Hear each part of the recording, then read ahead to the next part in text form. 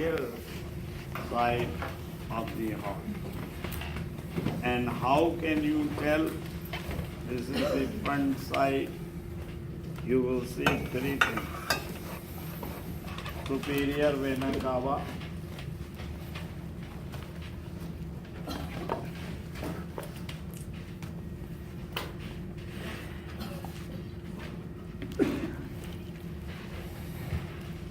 superior vena cava, the aorta, and the pulmonary floor. In the middle, red is the aorta. This here is the superior vena cava to the right, and to the left is the pulmonary trunk. Right? If you see these three major vessels, then it is front. And if you see all these veins, smaller veins, that means it is posterior. Right? This is anterior, like I am sitting right now. This is posterior. Why it is important? If you know which is anterior, then if I am sitting like this anterior, this is my right. This is my left. So this is the right side. This is the left side. You have right atrium and you have right ventricle. Now what you see here, right atrium, into right atrium, blood is coming in by the superior vena cava and the inferior vena cava. And you see the whole nerve.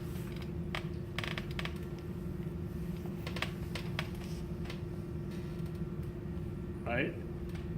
Superior and inferior.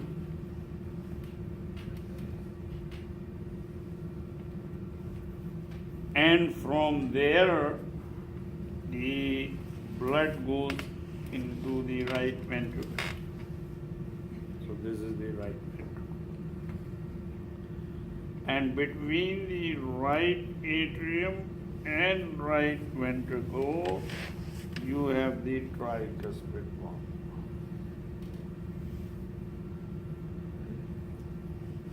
Right?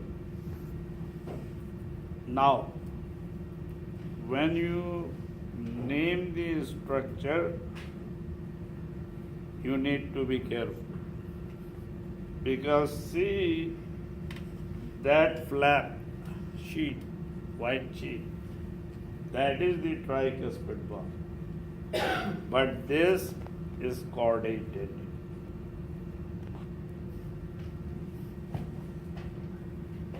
If I point here and you say tricuspid valve, not right. If I point here, you say chordate tendon, not right. If I point here and you say tricuspid valve, it is right. Right? And exactly the muscles to which the chordate tendini are attached, those are the papillary muscles. If I have to ask, I'm not going to ask here or here. I'm going to ask you right where the chordate tendini is attached. Not on this chordate tendini, but on the muscle, and then you say papillary muscle. So you need to know exactly where the tricuspid valve is, where the chordate tendini is, where the papillary muscle is. Plus, I can ask you, name the membrane,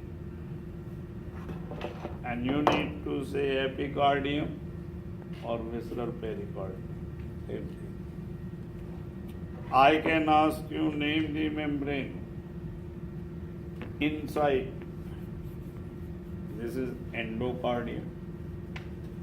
I can ask you, name the layer,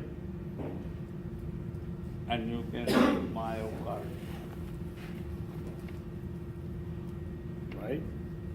So this is myocardium, this is epicardium, this is endocardium. Right? Now, I can ask you, name the cavity in which this heart is located, and you need to say pericardial cavity, not pericardium.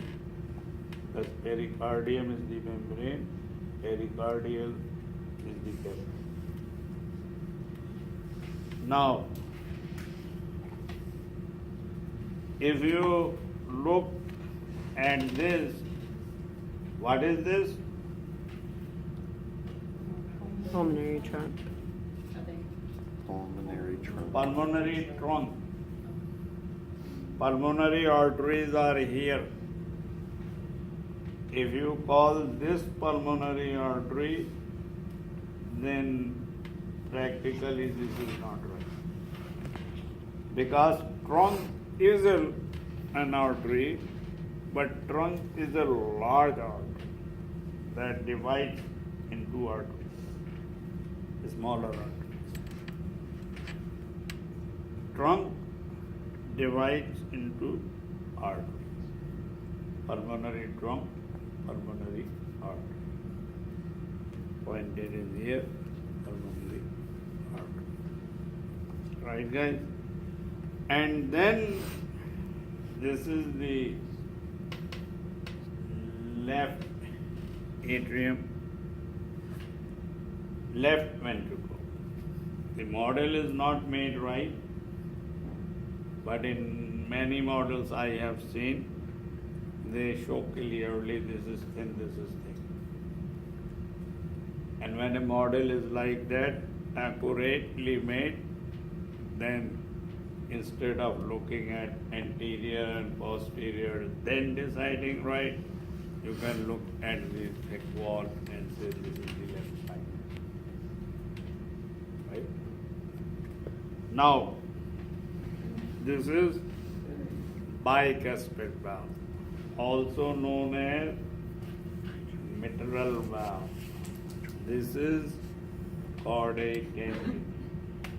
This is papillary. If you write this tricuspid valve, then not right. It has to be bicuspid valve. It has to be tricuspid valve. Right? Now, these red are the pulmonary veins. Red ones are pulmonary veins which bring the oxygenated blood into the left atrium. And you can see left atrium, 4 pulmonary veins are open.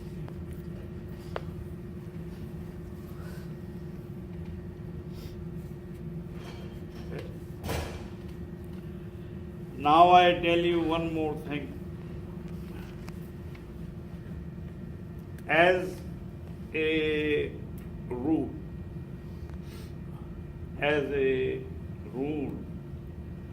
arteries carry oxygenated blood and veins carry deoxygenated blood. What it means, arteries are shown red and veins are shown blue. However, in the case of heart and lung, there is exception. When we will look at the model of the arteries and veins, the next slab, then you will see all the arteries, most of the arteries are red, most of the veins are blue.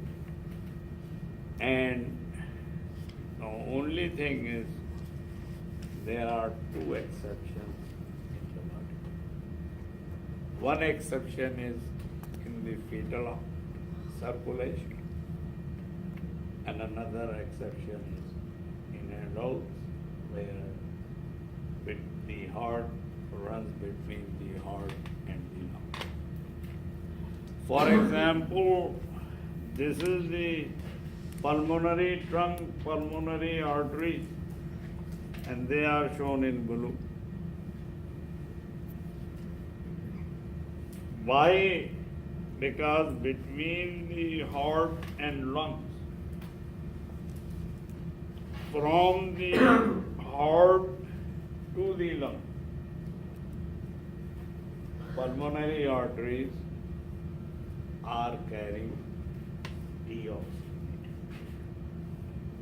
Get it cleaned, right?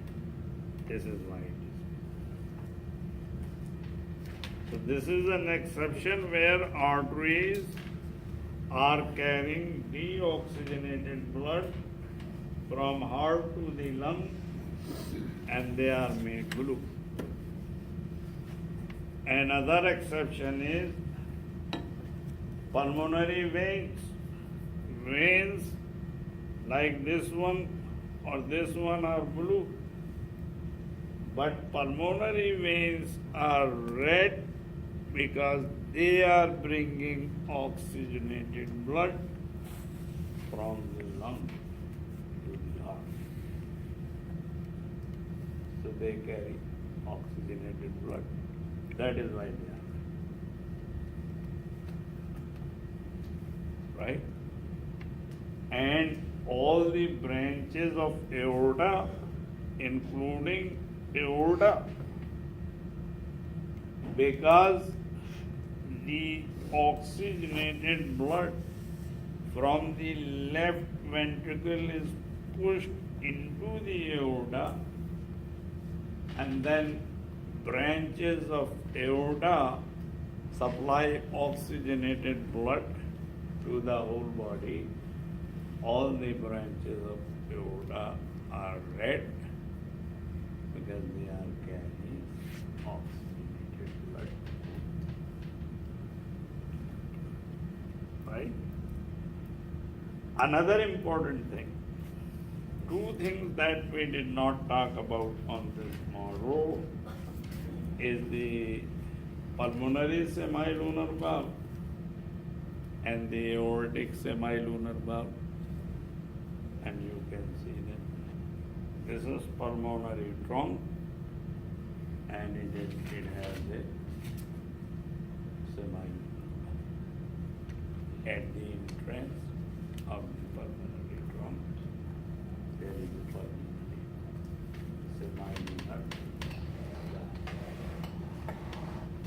It is a good thing because if you are getting confused between the superior vena cava and the pulmonary trunk, you can always tell because this is not going to have any semilunar valve. But the pulmonary trunk would. Right?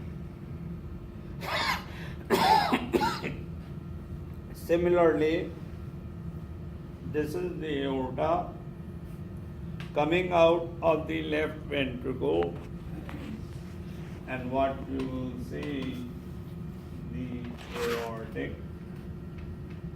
semilunar valve. And if you are pointed here, or you are pointed here.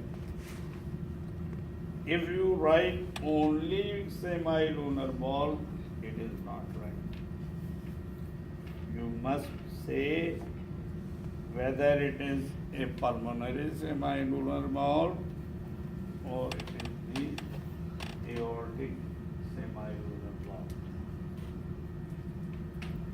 See, the thing is that you may know that, but what problem is many times students think that instructor can read their mind.